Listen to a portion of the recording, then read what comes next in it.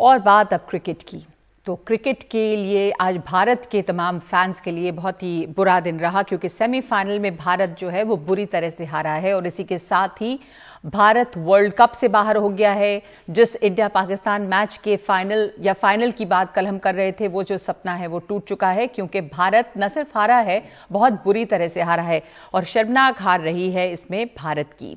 England के बल्लेबाजों ने बेहतरीन बल्लेबाजी की है, भारत के बॉलर्स जो हैं वो नहीं चले हैं बिल्कुल भी और बुरी तरह से फ्लॉप रहे हैं भारत के जो तमाम गेंदबाज हैं और इंग्लैंड के बल्लेबाजों ने भारत के छक्के छुड़ाए। ये कहना बिल्कुल सही है। इस वक्त ऐसा लग रहा है जैसे ये दोनों कोई दो अलग अलग तरह के मैच अलग खेल रहे थे, क्योंकि जितना कमाल इंग्लैंड के बल्लेबाजों ने किया वैसा भारतीय टीम की तरफ से बिल्कुल नहीं दिखा।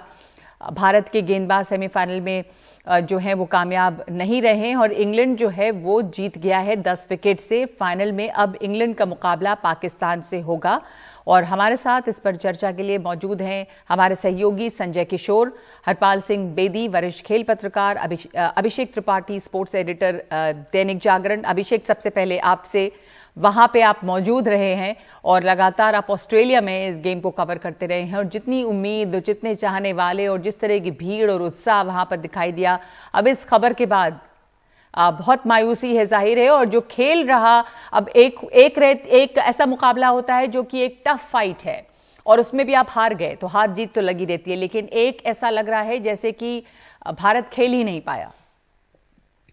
दोपहर में भी मैंने कहा था कि जब तक आपके टॉप के 3 बल्लेबाज पावर प्ले में बड़े रन नहीं बनाएंगे, अगर 6 ओवर में 50 और 60 रन नहीं बनाएंगे, तो आपके लिए इंग्लैंड जैसी टीम के सामने खेलना मुश्किल हो जाएगा।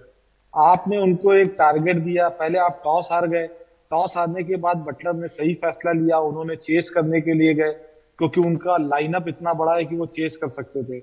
और उसके बाद हमारे गेंदबाज, हमारी फील्डिंग, हमारी कप्तानी, हमारी बल्लेबाजी भी, अगर हार्दिक पांड्या को छोड़ दें और विराट कोहली की इनिंग 40 में 50 रन, अगर इंग्लैंड के सामने आपको 30 में 50 मारने होंगे, अगर इन दोनों को भी छोड़ दें तो हमारी बल्लेबाजी भी बहुत खराब रही। हमें 180 190 से, जब तक हम 190 तक रन नहीं बनाते तब तक इंग्लैंड जैसी टीम जिसकी 9 नंबर तक बल्लेबाजी है उसको हराना बहुत मुश्किल काम था। जी संजय, जिस तरह का ये मैच रहा है, एक होता है कि कल ही हम जब बात कर रहे थे, आप भी थे और हरपाल जी भी थे, और ये कहा जा रहा था कि भारत ने जो मैच अब तक जीता है उसमें सिर्फ जिम्बाब्वे के खिलाफ ये कन्विंसिंग जीत रही है, बाकी गेम्स बहुत मुश्किल से हम जीते, चाहे पाकिस्तान से ही जीते हों। और वही आज दिखा, पर बॉलर्स बिल्कुल नहीं चले और मैच आपने देखा है, मतलब इस हार पर आप क्या कहेंगे? देखिए, क्रिकेट एक टीम गेम है, अगर टीम एक साथ परफॉर्म नहीं करेगी तो जितना मुश्किल होता है। यहाँ तो बल्लेबाज ही परफॉर्म नहीं कर रहे हैं। आपके बल्लेबाज कागज़ पर बहुत ज़्यादा मजबूत हैं, लेकिन ओपनर नहीं चल पा रहे। ओपनर की भूमिका बहुत अहम होती है। कप्तान रोहित शर्मा और केएल राहुल बिल्कुल नहीं चल पाए एक साथ। उन्होंने, केएल राहुल ने 2 अर्धशतक बनाया, रोहित शर्मा ने 1 अर्धशतक बनाया, लेकिन जब बुनियाद मजबूत नहीं होती तो बाकी बल्लेबाजों पर दबाव बढ़ जाता है। तो यूनिट की तरह भारतीय टीम नहीं खेली। बॉलिंग की खैर क्या बात की जाए, 1 विकेट भी हासिल नहीं कर पाए इस सेमीफाइनल में। बॉलिंग काफ़ी पूरी कहानी कहती है। तो पूरे टूर्नामेंट में भारतीय टीम किसी भी तरह यहाँ पर पहुंची है सेमीफाइनल में, जबकि छवि पाकिस्तान की थी कि पाकिस्तान की टीम गिरते पड़ते पहुंची है, लेकिन पाकिस्तान की टीम 2 नज़दीकी मैच हारी थी, बाकी सारे मैच उन्होंने शानदार तरीके से जीते थे। तो कहीं ना कहीं आत्मबंधन की ज़रूरत है। भारत का प्लेइंग 11 ही डिसाइड नहीं हो पा रहा था। हालांकि वर्ल्ड कप के पहले कह रहे थे हमारा प्लेइंग 11 पूरी तरह डिसाइडेड है, लेकिन मोहम्मद शमी को 6 महीना पहले कहा गया था आप टेस्ट ही खेलेंगे, उनको भी ले जाया गया क्योंकि जसप्रीत बुमराह अनफिट हो गए और रविंद्र जडेजा भी टीम में नहीं थे। तो पूरी जो तैयारी थी, पूरे जो रणनीति थी भारत की, वो फ्लॉप हो गई। हरपाल जी, रणनीति क्या आपको लग रहा है गड़बड़ थी? कोई रणनीति, प्लेयर्स ही नहीं चले, जब बॉलर्स नहीं चले, कल भी आप ये बात कर रहे थे, बल्कि मुझे याद है रविवार को भी जब हम इस पर चर्चा कर रहे थे तब भी एक बात कही थी एक दूसरे वरिष्ठ खेल पत्रकार ने कि जो टॉप ऑर्डर है भारत का वो नहीं चल पा रहा है। फिर बीच में आते हैं विराट कोहली, बीच में आते हैं सूर्य कुमार यादव और रन बना लेते हैं और किसी तरह से हम जीत रहे हैं। तो टॉप ऑर्डर भी नहीं, नीचे के खिलाड़ी जो हैं वो भी नहीं। तो क्या रणनीति गड़बड़ रही है? आपके प्लेयर्स खेल नहीं पा रहे हैं? बॉलर्स के बारे में सब लोगों ने बात की पहले भी। कोई रणनीति विंदी नहीं जी जी हरपाल जी।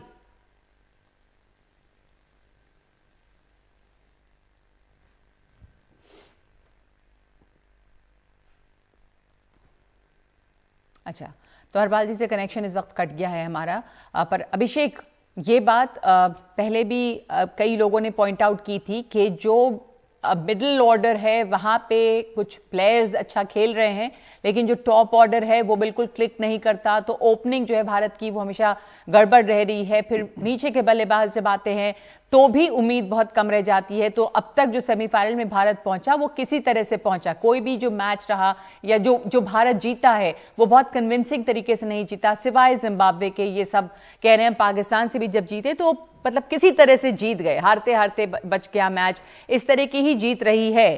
तो एक जो कंसिस्टेंटली अच्छा परफॉर्मेंस देने वाली टीम नहीं है इस समय भारतीय टीम, ये कहेंगे आप? बिल्कुल सही बात है। हम लोग तो शुरू से कवर कर रहे हैं और मैं तो कतई इस बात से सहमत नहीं था कि ये टीम विश्व कप जीत पाएगी। ये टीम सेमीफाइनल तक पहुंच पाएगी, इतना मुझे पता था। और वो भी जिस तरीके से पहुंची है वो सबके सामने है। हम पाकिस्तान के खिलाफ आखिरी गेंद पे मैच जीते, बांग्लादेश के खिलाफ बस जीत गए, भगवान की कृपा थी। और बाकी नीदरलैंड और जिम्बाब्वे को हमने हराया। साउथ अफ्रीका एक टीम थी जिसने हमको हरा दिया। इस सेमीफाइनल की बात करें, एक तरीके से मुझे लगा कि हम रणनीति में थोड़ा रिजिड है। हमने जो एक बार सोच लिया, एक बार मन बना लिया, हमें उसी पे चलना है। हमने मन बना लिया कि हमें अश्विन को खिलाना है, अक्षर को खिलाना है, तो हमें चहल को यूज ही नहीं करना है। वो चहल जो विकेट टेकर बॉलर है उसको हमने इस्तेमाल ही नहीं किया। हमने सोच लिया कि दिनेश कार्तिक दुनिया के सबसे बड़े फिनिशर है।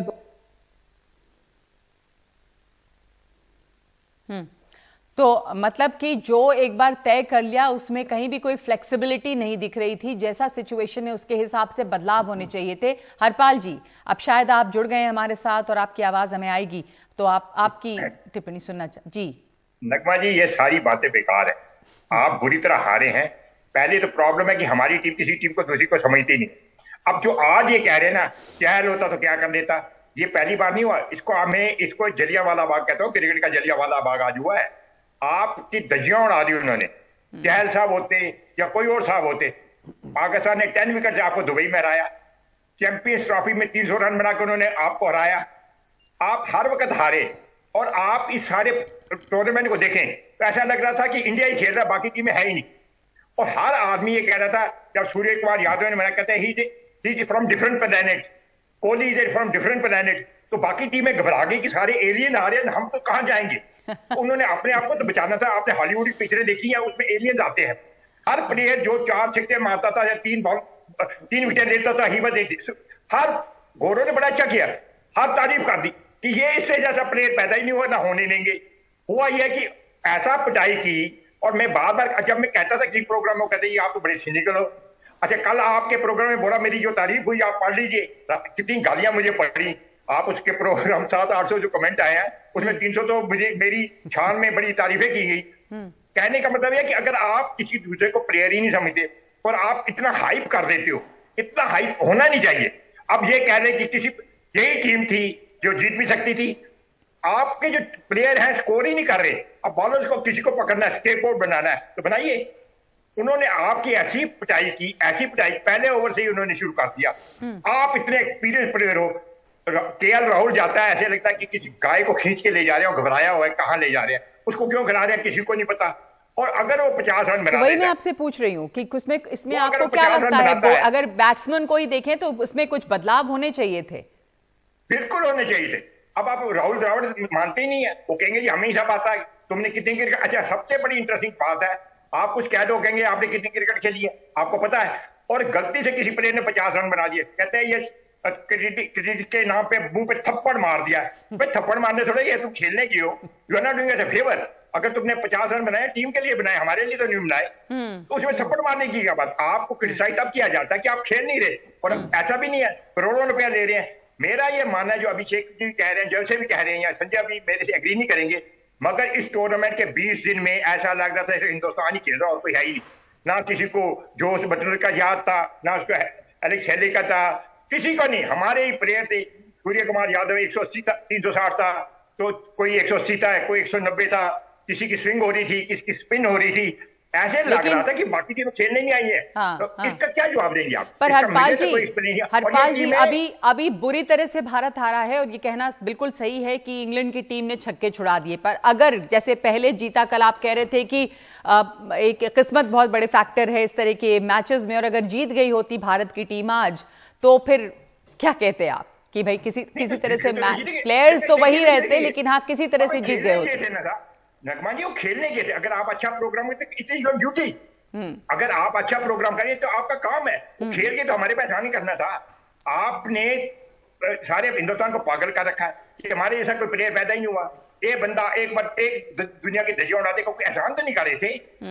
अगर ऐसा यहाँ तो ऐसा है ना कि वो कोई जबरदस्ती से उनको कह रहा है जंग लड़ो। They are the players who have been playing cricket throughout. हर उनका जवाब था, बिल्कुल हर चीज में प्रोफेशनल है। हम अगर एक साल में तो संजय जी, संजय लेकिन इसमें हाँ काफी लंबे समय का गैप हो गया जब हमने आईसीसी का कोई टूर्नामेंट जीता है। 2013 में आखिरी बार जीता था हमने। उसके बाद से जब से धोनी ने कप्तानी छोड़ी है, कोई भी टूर्नामेंट हम नहीं जीत पाए आईसीसी का। और विराट कोहली को अगर कप्तानी से हटाया गया था तो इसी वजह से हटाया गया था कि उन्होंने आईसीसी का, उनकी कप्तानी में भारतीय टीम आईसीसी का की कोई ट्रॉफी नहीं जीत पाई थी। और अब रोहित शर्मा बने हैं, उसके बाद भी कहानी इसी की जैसी की तैसी है। रोहित शर्मा की कप्तानी पे भी सवाल तो अब बिल्कुल उठने हैं, क्योंकि विराट कोहली को भी अगर इसी बिना पे हटाया गया था कि वो उनके कप्तानी में भारतीय टीम ने कोई ट्रॉफी नहीं जीती आईसीसी की, तो रोहित शर्मा पर भी सवाल उठेंगे और बहुत ज़्यादा सवाल उठेंगे, क्योंकि कप्तानी जिस ढंग से उन्होंने की थी, कोच पर भी सवाल उठेंगे। राहुल द्रविड़ बहुत अच्छे खिलाड़ी थे, बहुत सोच है उनकी क्रिकेट में, लेकिन टीम को वो सही ढंग से मैं तो कहूँगा नहीं चला पा रहे हैं। मैं तो कहूँगा कि जो अभी चयन समिति है उसको बर्खास्त करनी चाहिए। पर ये बताएं संजय कि आपको जैसा मैच रहा आज का, मतलब इंग्लैंड भी कहीं उसी पिच पे खेल रही है, इंडिया भी वही खेल रही है, पर हालत देखिए आप रन स्कोर करने की, तो किन प्लेयर्स से उम्मीद थी? क्या गड़बड़, मतलब क्या लगा यहाँ? तो मतलब हम खेल ही नहीं पाए, पर आपको लग रहा था कि क्या यहाँ पे बेहतर हो सकता था जब हम कम से कम इतनी बुरी तरह नहीं हारते? देखिए, हमारे जो ओपनर है रोहित शर्मा, केएल राहुल नहीं चल पा रहे हैं, एक साथ नहीं क्लिक किया उन्होंने। राहुल ने 2 अर्धशतक बनाए, रोहित ने 1 अर्धशतक बनाया, लेकिन पूरी टीम जो क्रिकेट गेम है यूनिट की तरफ परफॉर्म नहीं कर पाई। अगर बुनियाद ही अच्छी नहीं है, शुरुआत ही अच्छी नहीं होगी, तो बीच के प्लेयर्स पर दबाव आएगा ही और वो ज़्यादा रन नहीं बना पाएंगे, क्योंकि जो ओपनर हैं बॉल भी व्यर्थ करेंगे, वेस्ट करेंगे। उसके बाद जो बल्लेबाज आएंगे, 20 ओवर की तो गेम है, कितना टाइम मिलता है, तो मिडिल ऑर्डर ने काम किया है। सूर्य कुमार यादव ने या फिर विराट कोहली ने अपना काम बखूबी किया है। लेकिन अगर हम रन बताऊं, केएल राहुल ने 106 रन बनाए हैं अभी तक 4 मैचों में, रोहित शर्मा ने सिर्फ 109 और कोहली ने 296 और सूर्य कुमार यादव ने 239 रन। तो कितना गैप है, 2 खिलाड़ियों ने 200 से ऊपर रन बनाए हैं और बाकी जो जिनसे उम्मीद की जा रही थी 100 के आसपास है। और बॉलिंग तो खैर जसप्रीत बुमराह, सही कहा आपने, अगर बहुत होते सही पॉइंट तो आउट शायद किया है कि बहुत गैप है। अभिषेक, कहां पे कुछ मिडिल ऑर्डर में कुछ खिलाड़ी जो हैं वो इतना स्कोर कर रहे हैं, वहां रिकॉर्ड बन रहा है, लेकिन बाकी तो वही है कि टीम के तरह पे नहीं खेल पा रहे। अचानक से कुछ आते हैं और कमाल कर देते हैं 1-2 खिलाड़ी, लेकिन बाकी नहीं है। आपके मुताबिक क्या अलग हो सकता था आज के मैच में? किनसे उम्मीद थी आपको? मतलब वही हुआ कि बहुत कमाल नहीं कर पाए कोई मिडिल ऑर्डर, बाकी जो टॉप ऑर्डर है और उसके नीचे खिलाड़ी हैं वो तो परफॉर्म पहले भी नहीं कर पा रहे, अगर हम एवरेज देखें तो। नहीं, आप जब 1-2 खिलाड़ियों के भरोसे रहोगे तो आप टूर्नामेंट जीत नहीं सकते। देखिए, आईसीसी टूर्नामेंट का पिक्चर ऐसा बनाया जाता है कि भारत जो है किसी ना किसी तरीके सेमीफाइनल में पहुंच जाए, फिर भी वो लास्ट ईयर जो है वो फर्स्ट सेमीफाइनल में नहीं पहुंच पाई थी। इस बार भी उसका अटकने का चांस था, लेकिन इस बार वो सेमीफाइनल में पहुंच गई। आप देखिएगा जिस ग्रुप में ऑस्ट्रेलिया की टीम है, वहां पर जो मेजबान है वहां पर ज्यादा मजबूत टीमें थी, और भारत जिस ग्रुप में था वहां पर कम मजबूत टीमें थी। तो एक तरीके से आईसीसी भी ऐसा पिक्चर बनाता है कि भारत कम से कम सेमीफाइनल में पहुंचे।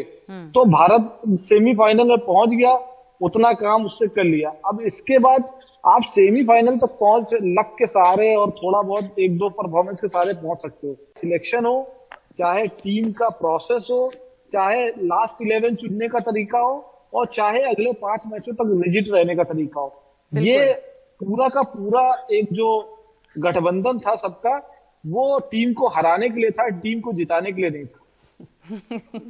इंटरेस्टिंग है ये कि पूरा गठबंधन टीम को हराने के लिए था, जिताने के लिए नहीं। कुछ इस तरह से खेली है टीम इंडिया, टीम के जैसे दिखाई नहीं दिया। धन्यवाद आपका, आप तीनों लोगों का हमारे साथ इस चर्चा में शामिल होने के लिए।